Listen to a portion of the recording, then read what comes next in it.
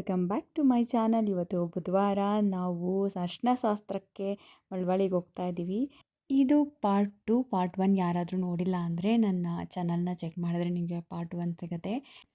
ಹಾಗೆ ಮಂಡ್ಯದಲ್ಲಿ ಗಾಡಿನ ಸ್ಟಾಪ್ ಮಾಡಿ ಅಲ್ಲಿ ಶಾಪಿಂಗ್ ಮಾಡಿಕೊಂಡು ಶ್ವೇತಕ್ಕೂ ಕೂಡ ಪಿಕ್ ಮಾಡಿಕೊಂಡು ಹೊರಟ್ವಿ. ಶ್ವೇತಕ್ಕ ಅವ್ರಿಗೆ ಬರೋಕ್ಕಾಗಲಿಲ್ಲ, ಬಸ್ಸು ಮಿಸ್ ಆಯಿತು ಅಂಥೇಳಿ. ಹಾಗಾಗಿ ಅವ್ರನ್ನ ಅಲ್ಲೇ ಪಿಕ್ ಮಾಡಿಕೊಂಡು ಬಂದ್ವಿ.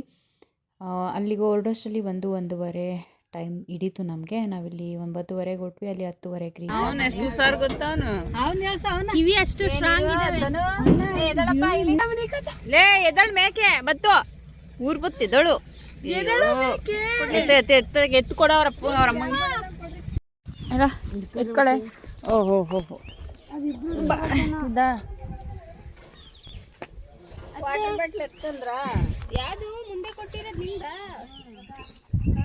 ಯಾರು ಗೆಸ್ಟ್ಗಳು ಬಂದಿರಲಿಲ್ಲ, ನಾವೇನೇ ಗೆಸ್ಟು. ನಾವು ಹೋದ್ಮೇಲೇ ಅಲ್ಲಿ ಮದುವೆ ಕಳೆ ಬಂದಿದ್ದು. ಆ್ಯಕ್ಚುಲಿ ನ್ಯಾಯಬದ್ಧವಾಗಿ ನಮ್ಮೂರಲ್ಲೇ ಚಪ್ಪರ ಶಾಸ್ತ್ರ ನಡಿಬೇಕಾಗಿತ್ತು, ಆದರೆ ಸುಮಾರು ಕಾರಣಗಳಿಂದ ಅಲ್ಲಿ ಮಾಡೋಕ್ಕಾಗಲಿಲ್ಲ, ಇಲ್ಲೇ ಮಾಡಿಕೊಂಡ್ರು. ಮೇ ಬಿ ಹತ್ರ ಆಗುತ್ತೆ ಅನ್ನೋ ಕಾರಣಕ್ಕೋ ಏನೋ ಗೊತ್ತಿಲ್ಲ, ಮೇ ಬಿ ಇಲ್ಲೇ ಮಾಡಿಕೊಂಡ್ರು. ಬಂದ ತಕ್ಷಣವೇ ಬ್ರೇಕ್ಫಾಸ್ಟ್ ಮಾಡ್ಕೊಂಡ್ವಿ. ಇಲ್ಲಿ ಹುಡ್ಗನಿಗೆ ಮೆಹಂದಿ ಹಾಕ್ತಾಯಿದ್ರು. ಸೇಮ್ ಡಿಸೈನು ನಾನು ನಮ್ಮ ಅಣ್ಣಂಗೆ ಡ್ರಾ ಮಾಡಿದ್ದೆ, ನಾನು ಮತ್ತು ನನ್ನ ತಂಗಿ ಇಬ್ಬರು ಸೇರಿ ಡ್ರಾ ಮಾಡಿದ್ವಿ. ಬಟ್ ಇಷ್ಟು ಪರ್ಫೆಕ್ಟಾಗಿ ಬಂದಿತ್ತೋ ಇಲ್ವೋ ಗೊತ್ತಿಲ್ಲ, ಒಂದು ಮಟ್ಟಿಗೆ ಮ್ಯಾನೇಜ್ ಮಾಡಿದ್ವಿ. ಸೇಮ್ ಡಿಸೈನ್ ಹಾಕಿದ್ವಿ ನಾವು ನಮ್ಮ ಅಣ್ಣಂಗೆ, ಅದು ನೆನಪಾಯಿತು ನನಗೆ. ಎಲ್ಲರೂ ಬ್ರೇಕ್ಫಾಸ್ಟ್ ಮಾಡಿಕೊಂಡು ಅರಿಶಿನ ಶಾಸ್ತ್ರ ಮಾಡೋಕ್ಕೆ ರೆಡಿ ಮಾಡ್ತಾಯಿದ್ದೀವಿ, ಮತ್ತು ಅಡುಗೆಗೂ ಕೂಡ ರೆಡಿ ಮಾಡ್ತಾಯಿದ್ದಾರೆ. ನಮಗೆ ತುಂಬ ಕಡಿಮೆ ಅಂದರೆ ತುಂಬ ಕಡಿಮೆ ಟೈಮ್ ಇತ್ತು. ನಾವು 3 ಶಾಸ್ತ್ರ ಮಾಡಬೇಕಿತ್ತು, ಅಂದರೆ 3 ಸಾರಿ ಅರಿಶಿನದ ನೀರು ಹಾಕಬೇಕಾಗಿತ್ತು. ಯಾಕಂದರೆ 1 ನೀರು ಹಾಕೋಂಗಿಲ್ಲ, 3 ಆದರೂ ಹಾಕಲೇಬೇಕು. ನಮ್ಮ ಕಡೆ ಬಳಗ ಎಲ್ಲ ಸೇರಿ 9 ನೀರು ಹಿಂಗೆಲ್ಲ ಮಾಡಿ ಒಯ್ತಾರೆ, ಆದರೆ ಅಟ್ಲೀಸ್ಟ್ ನಾವು 3 ಆದರೂ ಮಾಡಲೇಬೇಕಾಗಿತ್ತು. ಹಾಗಾಗಿ ನಮಗೆ ಫಾಸ್ಟಾಗಿ ಎಲ್ಲ ಮಾಡ್ಕೋಬೇಕಾಗಿತ್ತು. ಏನೋ ಪ್ರಾಬ್ಲಮ್ ಆಯಿತು ಅಲ್ಲಿ ಅಂದರೆ, ನಾವು ಕಂಪ್ಲೀಟಾಗಿ ನಮ್ಮ ಮನೇಲಿ ಮಾಡೋ ಥರ ಅನಿಸಲ್ಲ. ಏನೇ ಆದ್ರೂ ಎಲ್ಲೇ ಮಾಡಬೇಕು ಅಂದ್ರೂ ನಮ್ಮ ಮನೇಲಿ ನಮ್ಮೂರಲ್ಲಿ ಮಾಡೋ ಒಂದು ಆ ರೀತಿ ನೀತಿನೇ ಬೇರೆ. ಸೊ ಅದು ಬೇರೆ ಕಡೆ ಹೋದಾಗ ಅದೇ ಥರ ಒಂದು ರೀತಿ ನೀತಿ ಬರೋದಿಲ್ಲ. ಕೆಲವೊಂದನ್ನು ಅಡ್ಜಸ್ಟ್ ಮಾಡ್ಕೊಳ್ಳೇಬೇಕಾಗುತ್ತೆ. ನಮ್ಮದು ಅಲ್ಲಿ ಹಾಗೇನೆ ಆಯಿತು. 100% ನಾವು ಸಂಪ್ರದಾಯನ ಪಾಲನೆ ಮಾಡೋಕ್ಕಾಗಲಿಲ್ಲ ಅಲ್ಲಿ. ನಮ್ಮ ಕೈಲಿ ಎಷ್ಟಾಗುತ್ತೋ ಅಷ್ಟು ನಾವು ಮಾಡಿದ್ವಿ. ಎಲ್ಲರೂ ಒಂದೊಂದು ಕೆಲಸದಲ್ಲಿ ಬ್ಯುಸಿಯಾಗಿಬಿಟ್ಟಿದ್ವಿ. ನಾನಂತೂ ಕ್ಯಾಮ್ರಾನ ಒಂದು ಕಡೆ ಇಟ್ಟಿದ್ದೆ, ನಾನು ಜಸ್ಟ್ ಕಟ್ ಮಾಡಿ ಒಂದೊಂದು ಸ್ವಲ್ಪ ಹಾಕಿದ್ದೀನಿ ಅಷ್ಟೇ. ಎಲ್ಲನೂ ರೆಕಾರ್ಡಾಗಿ ಹೋಗಿದ್ದು. ಎಷ್ಟು ಖುಷಿಯಿಂದ ಮಾಡ್ತಿದ್ವಿ ಗೊತ್ತಾ. ನನಗಂತೂ ತುಂಬ ಖುಷಿ ಆಗ್ತಾಯಿತ್ತು ವೀಡಿಯೋನ ನೋಡಬೇಕಾದ್ರೆ. ಎಲ್ಲರೂ ಮಾತಾಡಿಕೊಂಡು ಎಲ್ಲರೂ ಸೇರಿ ಒಂದೊಂದು ಕೆಲಸ ಮಾಡ್ಕೊತಾ ಇದ್ವಿ.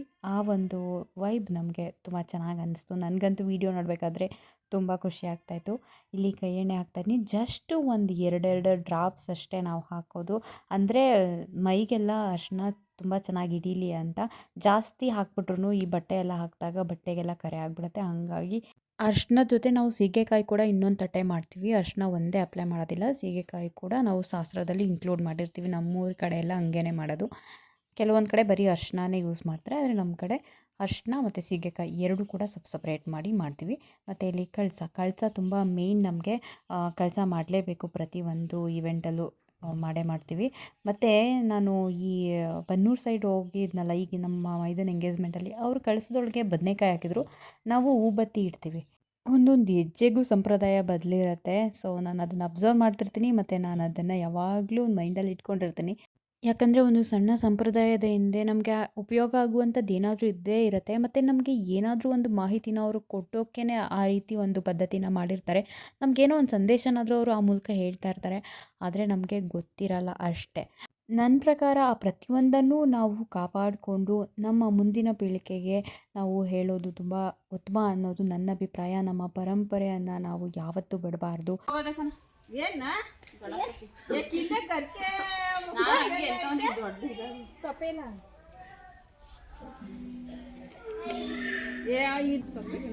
ಅದನ್ನೇ ಮಾಡಬೇಕಾಗಿರೋದು. ತೊಪ್ಪೆ ಗಣಪತಿನಿ ಅದೆಲ್ಲ ತರಕ್ಕೆ ಹೋಗಿದ್ದಾರೆ ಅಂತ ಮಾಡಬೇಕಾಗಿರೋದು ಮುಖ್ಯ. ಅದೇ ಮಾಡಬೇಕು. ಇದೆಲ್ಲ ಇಲ್ಲೇ ತೊಪ್ಪೆಗಳು ಸಿಗ್ತದೆ.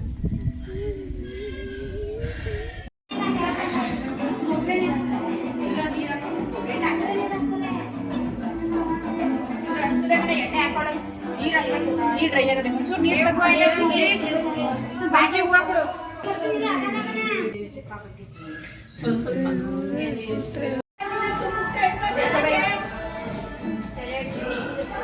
ನಾ ಕೈಯಲ್ಲೇ ಮಾಡಬೇಕು. ಸ್ವಲ್ಪ ಜಡ್ಗೆ ಮಾಡಿ ಗಟ್ಟಿ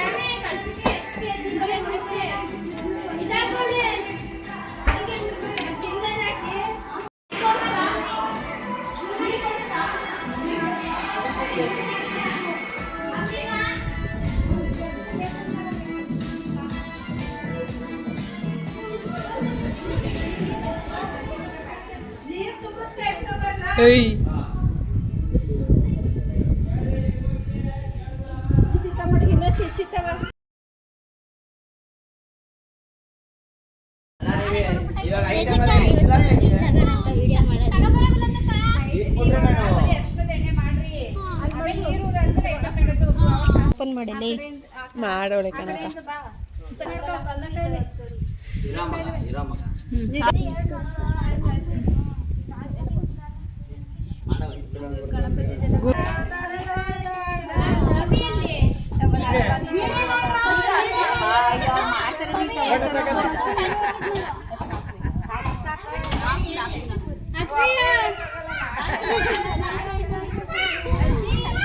ಈ ಹೂವನ್ನು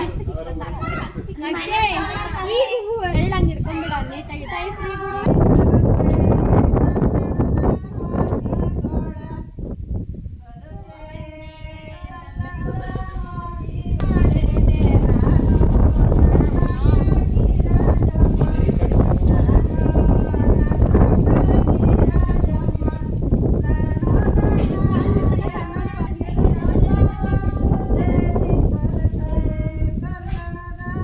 ಒಂದ್ಸಲ ಮಾಡ್ತಾನೆ ಇರ್ಬೇಡ ಆಮೇಲೆ ಹೋಗ್ತಾರಲ್ಲ ಅವಾಗ ಮಾಡ್ಕೊ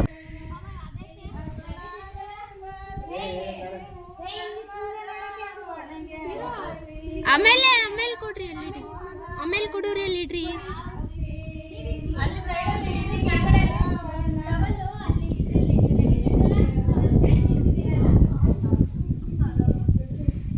ಇನ್ನೊಸಿ ಹಾಕಿ ಸೋಬಾನ ಬನ್ನಿರೆ ಅಂತ ಏನತ್ತೆ ಯಾವಾಗಲೇ ಬಾ ನಾನು ಹೇಳ್ತೀನಿ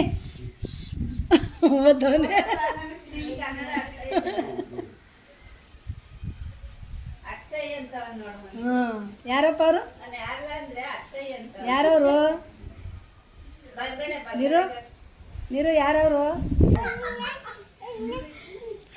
ತಿನ್ನುಗಂಡು ಮಾತ್ರ ಕೊಡ್ತಾನೆ ಅಷ್ಟೇ ಕೈ ಹಸಿ ದೂಜ್ ಬಿಡ್ರ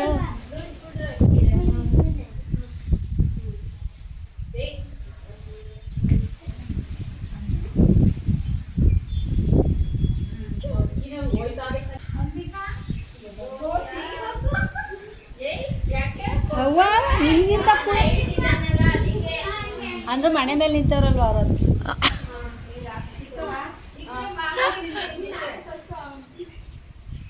ನೀ ಬೊಗ್ಬೇಡ ನಿಂಕಲ್ಲ ನಿಮ್ಮ ಅವ್ವ ಉದ್ದಗಳಕನ ಇನ್ನು ನಮಗೆ ನಾನು ನಾಳೆ ಬೊಗ್ಬೇಕು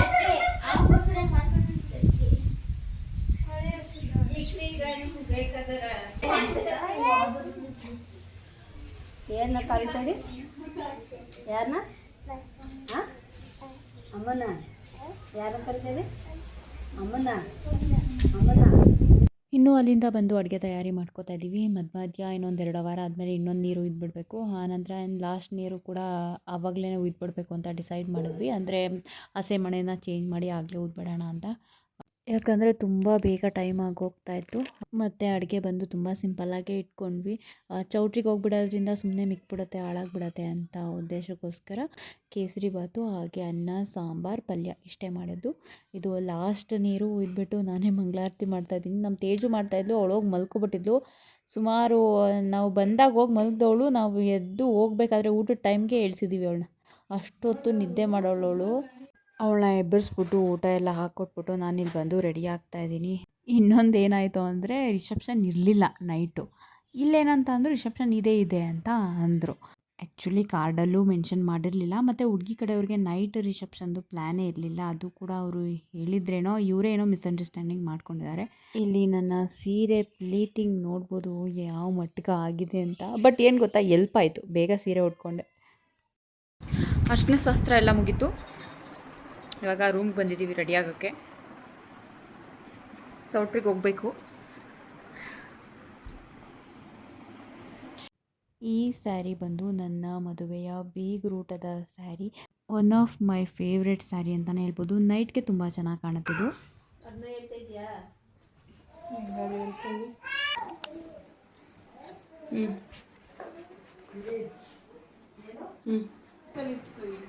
ತಗೊಬಂದಿಲ್ಲ ಬಿಡೋದನ್ನ. ಲೇ ಶ್ವೇತಕ್ಕ,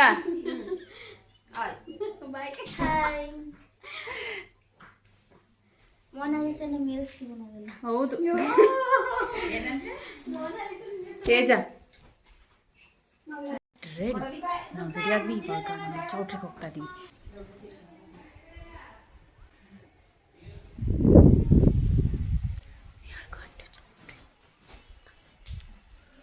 ಹೊರಗಡೆ ರೆಡಿಯಾಗಿ ಬಂದ್ವಿ, ಮಳೆ ಇಟ್ಕೋತು, ಲೈಟಾಗಿ ಬೀಳ್ತಾಯಿತ್ತು. ಆದ್ರೂ ರೆಡಿಯಾಗಿದ್ವಿ ಅಲ್ವಾ. ನಾವು ಬಂದು ಟೆಂಪೋದಲ್ಲೇ ಹೋಗ್ಬೇಕಿತ್ತಲ್ಲ. ನಾವು ಹೆಂಗೋ ಅದರಲ್ಲೇ ಹೋಗೋಣ ಅಂತಲೇ ರೆಡಿ ಇದ್ವಿ. ಆದರೆ ಅಷ್ಟರಲ್ಲಿ ಕಾರ್ ಅಡ್ಜಸ್ಟ್ ಮಾಡಿದ್ರು. ಇಲ್ಲ ರೆಡಿ ಆಗಿದ್ದೀರಾ, ಸುಮ್ಮನೆ ನಿಂತೋಗ್ಬಿಡ್ತೀರಾ ಅಂತ ಹೇಳ್ಬಿಟ್ಟು ಕಾರ್ ಅಡ್ಜಸ್ಟ್ ಮಾಡಿದ್ರು. ಅಲ್ಲಿಂದ ಕಾರಲ್ಲೇ ಓಡ್ತಾ ಇದ್ದೀವಿ. ನಾವು ಮನೆ ಬಿಡೋಷ್ಟರಲ್ಲಿ ಒಂದು 5 ಗಂಟೆ ಆಗೋಗಿದ್ದು. 4 ಗಂಟೆಗೆಲ್ಲ ಬಿಡಬೇಕಿತ್ತು, ಬಟ್ 5 ಗಂಟೆ ಆಯಿತು. It's okay. ಇಲ್ಲಿಂದ ಮದುವೆ ಚೌಟ್ರಿ ತಲುಪೋಕ್ಕೆ 1 ಗಂಟೆ ತೊಗೊಳುತ್ತೆ. ಇಲ್ಲಿಂದ ಸೀದಾ ನಾವು ಚೌಟ್ರಿಗೆ ಹೋಗಲಿಲ್ಲ, ರೂಮ್ ಬುಕ್ ಮಾಡಿದ್ರಲ್ಲ ಅಲ್ಲಿ ಹೋಗಿ ಲಗೇಜ್ ಎಲ್ಲ ಇಟ್ಬಿಟ್ಟು ಅಲ್ಲಿಂದ ಚೌಟ್ರಿಗೆ ಹೋಗಿದ್ದು. ಚೌಟ್ರಿ ಸ್ವಲ್ಪ ಹಳೇದು, ಉಳ್ಕೊಳ್ಳೋಕ್ಕೆಲ್ಲ ತೊಂದರೆ ಆಗುತ್ತೆ ಅಂತ ಹೇಳ್ಬಿಟ್ಟು ರೂಮ್ ಬುಕ್ ಮಾಡಿದರು. ಚೌಟ್ರಿಗೆ ಹೋಗೋಕ್ಕೂ ಮುಂಚೆ ನಾವು ರೂಮ್ಗೆ ಬಂದಿದ್ವಿ. ಇಲ್ಲಿಂದ ಹುಡುಗಿ ಕಡೆಯವ್ರು ಬರ್ತಾರೆ ಕರ್ಕೊಂಡು ಹೋಗೋಕ್ಕೆ.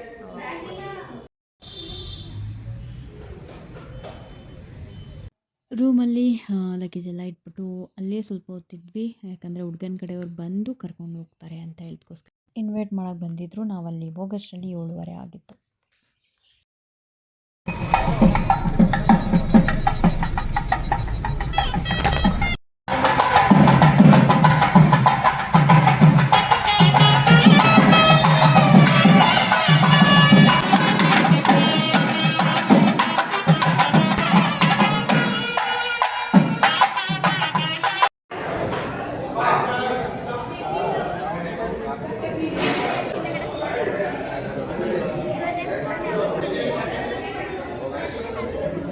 ತಲೆ ಎಲ್ಲ ಕೆದ್ರೆ ಹೋಯ್ತಲ್ಲ ಸ್ಟೇಜು.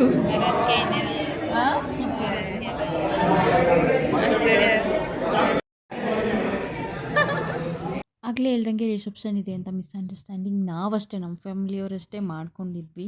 ಅವ್ರು ಕನ್ಫರ್ಮ್ ಆಗಿದ್ರು ರಿಸೆಪ್ಷನ್ ಇಲ್ಲ ಅಂತ, ಹುಡುಗಿ ಕಡೆಯವರು.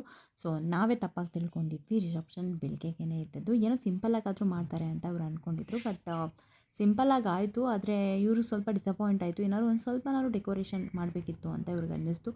ಬಟ್ ಏನೂ ಮಾಡೋಕ್ಕಾಗಲ್ಲ. ಅವರು ಹೇಳ್ದಂಗೆ ಅವ್ರು ನಡ್ಕೊಂಡಿದ್ರು, ಇವರೇ ತಪ್ಪಾಗಿ ತಿಳ್ಕೊಂಡಿದ್ರು ಅಷ್ಟೇ. ನಾವು ಫಸ್ಟು ಊಟ ಮಾಡಿಕೊಂಡು ಆಮೇಲೆ ಹೋಗಿ ಫೋಟೋ ತೆಗೆಸ್ಕೊಂಡ್ವಿ. ಫೋಟೋ ಎಲ್ಲ ಚೆನ್ನಾಗಿ ತೆಗೆಸ್ಕೊಂಡ್ವಿ. ನಾನು ಲಾಸ್ಟಲ್ಲೇ ಆ್ಯಡ್ ಮಾಡಿದ್ದೀನಿ ಫೋಟೋ ಎಲ್ಲ ಏನೇನು ತಗೊಂಡಿದ್ದೀವಿ, ಏನೇನು ತೆಗೆಸ್ಕೊಂಡಿದ್ದೀವಿ ಅದೆಲ್ಲನೂ. ಎಲ್ಲ ಮುಗಿಯೋಷ್ಟರಲ್ಲಿ 10:30 ಆಯಿತು.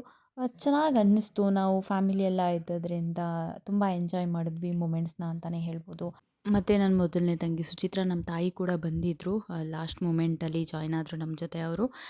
ಇವಾಗ ರೂಮಿಗೆ ಬಂದು ಎಲ್ಲನೂ ನಾಳೆಗೆ ಏನು ಬೇಕೋ ಅದೆಲ್ಲ ಎತ್ತಿಟ್ಬಿಟ್ಟು ನಾವು ಮಲ್ಕೊಂಡ್ವಿ. ಈ ವಿಡಿಯೋನ ನಾನು ಇಲ್ಲಿಗೆ ಎಂಡ್ ಮಾಡ್ತೀನಿ. ಮತ್ತೊಂದು ವಿಡಿಯೋದಲ್ಲಿ ಸಿಗ್ತೀನಿ ಅಂತ ಹೇಳ್ತಾ, ಯಾರೆಲ್ಲ ನನ್ನ ವಿಡಿಯೋನ ಕೊನೆವರೆಗೂ ನೋಡ್ತೀರಾ ಅವ್ರಿಗೆಲ್ಲ ತುಂಬ ಥ್ಯಾಂಕ್ಸ್. ಹಾಗೆ ನಾನು ಫೋಟೋಸ್ನ ಆ್ಯಡ್ ಮಾಡಿದ್ದೀನಿ ಲಾಸ್ಟಲ್ಲಿ, ನೋಡ್ಬೋದು.